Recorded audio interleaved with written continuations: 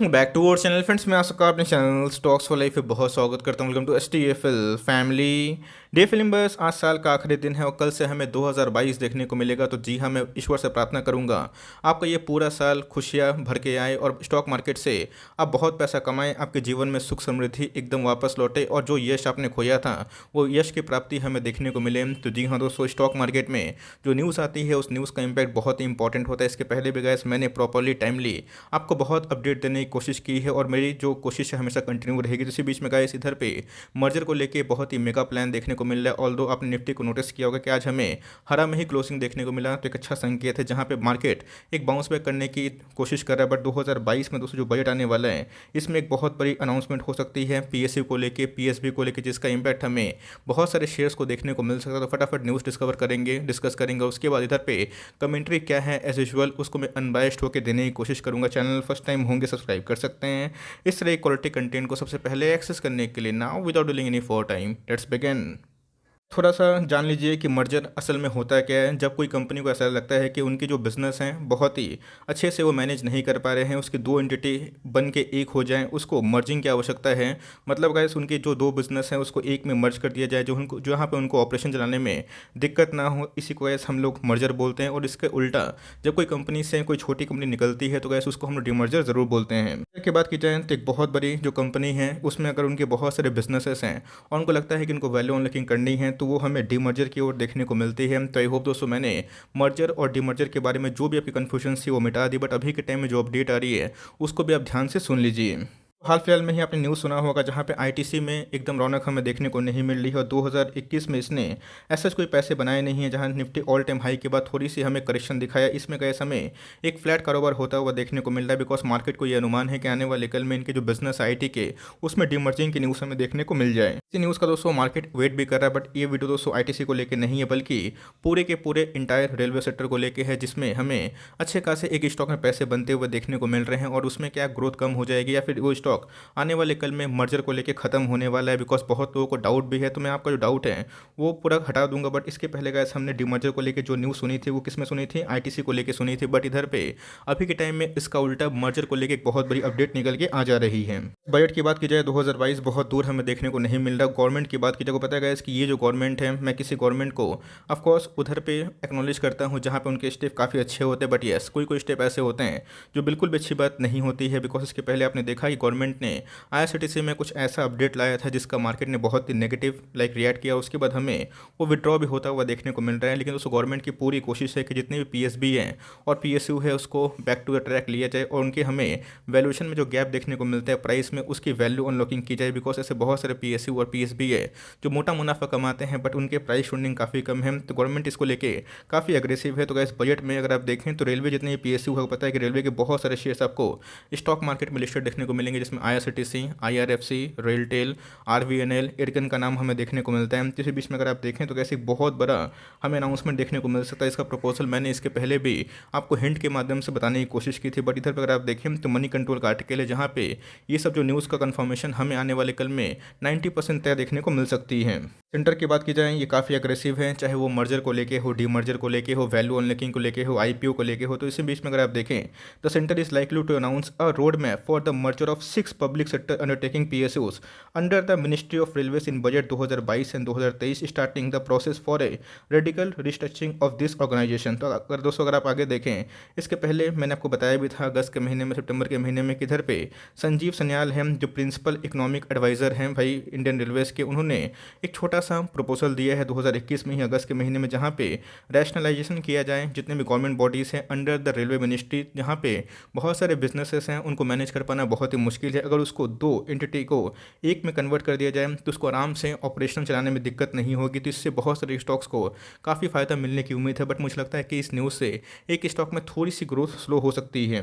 पहले अगर आप देखें ये जो प्रपोजल है गाइस इसका इंपैक्ट क्या पड़ने वाला है, कौन कौन से शेयर्स में पड़ने वाला है, फटाफट डिस्कस कर देते हैं। अगर आप देखें top government official have told Moneycontrol data finance ministry, मतलब finance minister Nirmala Sitharaman is likely to announce the part towards the merger of railway RVNL with Ircon. तो अगर आप देखें तो इधर पे आरवीएनएल को दोस्तों इरकन के संग जोड़ दिया जाएगा, जहाँ पे दो बिजनेस हमें देखने को मिलते हैं।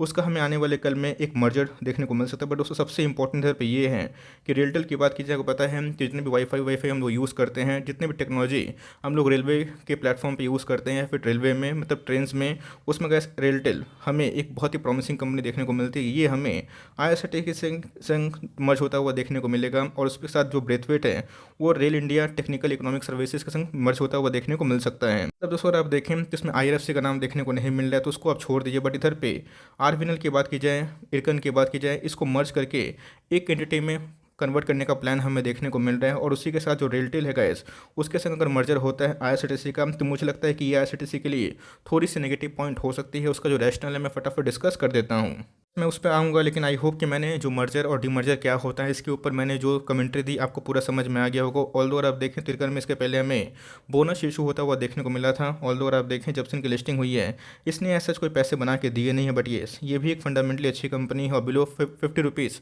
अगर आप कोई सरकारी कंपनी में निवेश करना जो कभी डूबे ना, गवर्नमेंट का बैकअप हो, तो उस क्षेत्र में दोस्तों हमें ये बहुत ही प्रॉमिसिंग कंपनी देखने को मिलती है। और इस न्यूज़ का इम्पैक्ट हमें इसमें आने वाले कल में बहुत ही पॉजिटिव देखने को मिल सकता है। दोस्तों ये जो न्यूज़ है इसका आरवीएनएल को भी अच्छा खासा बेनिफिट मिल सकता है, बिकॉज दो एंटिटी अगर एक में जुड़ जाएगी तो ऑपरेशन चलाने में काफ़ी दिक्कत नहीं होगी। इसमें आराम से जो कामकाज है वो देखने को मिल सकता है। जब से दोस्तों अगर आप देखें आरवीएनएल की लिस्टिंग हमें देखने को मिल रही है, ये 35 के आसपास ट्रेड करता हुआ देखने को मिल रहा है। इसके पहले गाइस इसने हमें 40 का लेवल दिखाया था। बट यस बिलो 50 गाइस ये भी एक टॉप क्लास कंपनी है और मर्जर से इनको और शायद अर्कन को थोड़ा बेनिफिट देखने को मिल जाए। गैस मुझे लगता है जो सबसे बड़ा बेनिफिशियरी होगा वो है RailTel corporation of India limited. जी हाँ दोस्तों, आपको मैंने बताया कि इनका जो बिजनेस मॉडल है, वाईफाई की बात की जाए, डेटा की बात की जाए, टावर्स की बात की जाए, पूरा जो देख रेख है यही कंपनी संभालती है। और दोस्तों इनका अगर मर्जर आईआरसीटीसी से होता है तो इनके साथ दोस्तों एक ग्रोथ इंजन, बिकॉज रेलवे में सबसे जो अच्छी कंपनी है गैस वो हमें आईआरसीटीसी से निकल के आ जाती है। रीज़न क्या है? बिकॉज आईआरसीटीसी के अंदर काफ़ी मोनोपोली बिजनेस हमें देखने को मिलती है और इसमें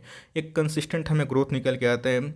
तो जी हाँ दोस्तों, अगर जो ग्रोथ स्टॉक है उसके संग कोई कंपनी का मर्जर होता है तो ये सबसे बड़ा बेनिफिशियरी होगा। मुझे लगता है कि आईआरसीटीसी को मेरे हिसाब से गैस गवर्नमेंट को एक अलग ही रखना चाहिए था, जहाँ पे इनके ग्रोथ में लैग ना हो। मेरे हिसाब से गैस ये छोटी छोटी सी, मेरे हिसाब से, मैं पर्सनल मेरा ओपिनियन है, पता नहीं मार्केट को लेकर क्या रेट करेगा जब ये फाइनली प्रपोज हो जाएगा बाय और एफएम फाइनेंस मिनिस्टर। तो इसी में अगर आप देखें सबसे ज़्यादा जो पैसे बनाए हैं वो है दोस्तों आईआरसीटीसी, बिकॉज इसके हमने देखें ईपीएस जो हर साल बढ़ते हुए देखने को मिले। और हमने बहुत बार इसके ऊपर कवर किया था जब इसका भाव बहुत ही सस्ता था। स्प्लिट के पहले गए 1000, 1200, 1300 के आसपास था। उसके बाद हमने कवर किया था ये 6500 के आसपास भी गया था। और उसके बाद हमें एक फॉल देखने को मिला because of the profit booking, और जहाँ पे एफआईएस और डीएस ने अपने स्टेक को सेल किए थे। और साथ ही साथ दोस्तों कन्वीनियंट फी को लेके एक छोटी सी नेगेटिव न्यूज़ थी, जहाँ पे गवर्नमेंट का फोकस था कि उसको रेवेन्यू शेयर के माध्यम से आधा जो वो पैसा कमाते हैं उस पर फोकस करें। मार्केट में दोस्तों शेयर होल्डर्स के बिना अप्रूवल का ये एकदम अनएथिकल था और इसका मैं कड़ी निंदा करता हूँ। ऑल्दो उसके बाद जो मिनिस्टर ऑफ गवर्नमेंट को समझ में आया और उधर पे पीएम मोदी साहब ने भी इधर पे इंटरवेंशन करी थी, जहाँ पे वो न्यूज़ को फटाफट विड्रॉ कर लिया गया। उसके बाद ही हमें शेयर में थोड़ी सी रिकवरी देखने को मिल चुकी है। कभी की बात की जाए तो मार्केट में ओमिक्रॉन को लेकर थोड़ा सा फियर है, बट आईआरसीटीसी मुझे लगता है कि लॉन्ग टर्म में अच्छा करेगा। बट येस अब देखना बनता है कि रेलटेल के संग अगर इनका मर्जर हो जाता है तो इनके ग्रोथ में कोई असर पड़ता है या फिर नहीं, बिकॉज ये दोस्तों अपने आप में आईआरसीटीसी एक हाई ग्रोथ बिजनेस है और उसके संग एक छोटी सी कंपनी अगर मर्ज होती है तो इसका इम्पैक्ट आने वाले कल में इनके ईपीएस में क्या पड़ सकता है, तो गैस वो हमें डेटा से ही समझ में आ जाएगा। मुझे लगता है कि रेलटेल इसमें सबसे बड़ा बेनिफिशियरी होगा। और इधर पे आरवीएनएल की बात की जाए, अर्कन की बात की जाए, वो भी एक अच्छी कंपनी है नो डाउट। पर मेरे हिसाब से गैस इसका जो पिक्चर है वो तो हमें कमेंट्री के बाद ही समझ में आएगा। लेकिन ये बहुत ही तय होता हुआ देखने को मिल रहा है कि आईआरसीटीसी को रेलटेल के संग और आरवीएनएल को इरकन के संग मर्ज किया जाता हुआ देखने को मिल सकता है। तब के पास अगर आईआरसीटीसी है, इससे पैनिक ना करें, बिकॉज ये अपने आप में ही मोनोपोली कंपनी है, ग्रोथ कंपनी है। तो आने वाले कल में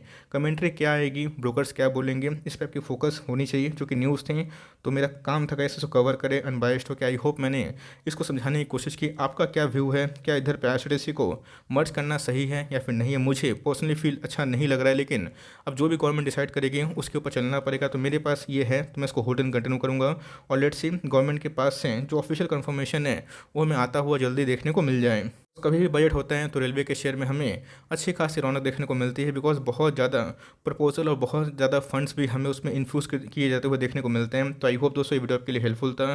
कंटेंट अगर अच्छा लगा होगा तो ज़रूर लाइक करिएगा। कोई भी डाउट है कमेंट बॉक्स में आइए, ड्रॉप करिए, मैं सबका रिप्लाई करने की कोशिश करता हूँ। तो गाइस मिलते हैं जल्दी ही, तब तक के लिए bye. Thanks for listening friends, God bless you all.